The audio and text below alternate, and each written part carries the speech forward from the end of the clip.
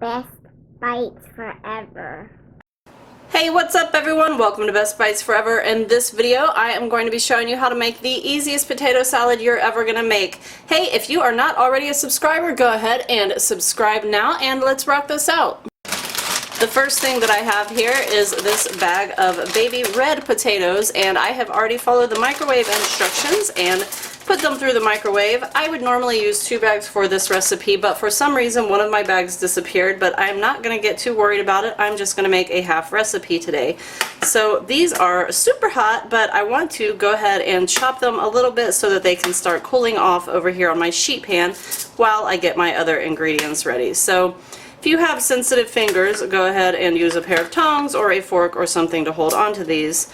Also, I did microwave these for 7 minutes. If you want them to be a little bit more firm, you could go with 6 minutes. So while my potatoes are cooling, I'm going to go ahead and get my other ingredients ready. In this case, I am using green onions, but if you happen to have a shallot in the house, that would definitely be my preference. You could also substitute 1 teaspoon of onion powder if you would like to not chop up anything, or you could use a red onion, but if you use a red onion, I would highly suggest soaking it in water after you chop it, just to bring the flavor back a little bit so it doesn't overtake your salad.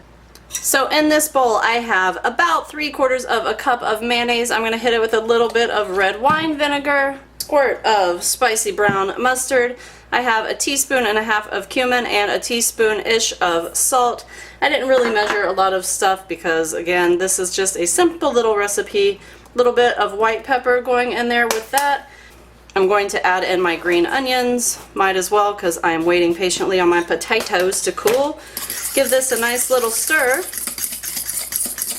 And as soon as my potatoes are cool, I'm going to add them in with this. Oh, you guys, I almost forgot my 1/2 teaspoon of celery salt, which is replacing my actual celery because my celery wasn't looking real happy. So I'm doing celery salt just to give it that little bit of flavor. 1/2 teaspoon. If you have real celery in the house, go ahead and chop it really little and add it.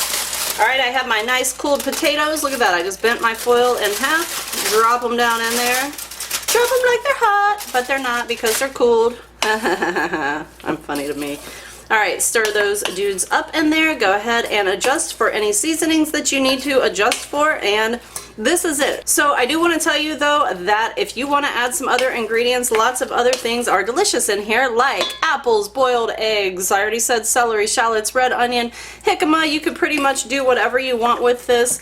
Kind of made mine a little mayonnaise-y. You guys, I usually do 2 bags, so it wouldn't be quite so mayonnaise-y, but I'm cool with it. I think I'm going to add in some apples or something like that to bring it back a bit, and I'll show you what it looks like.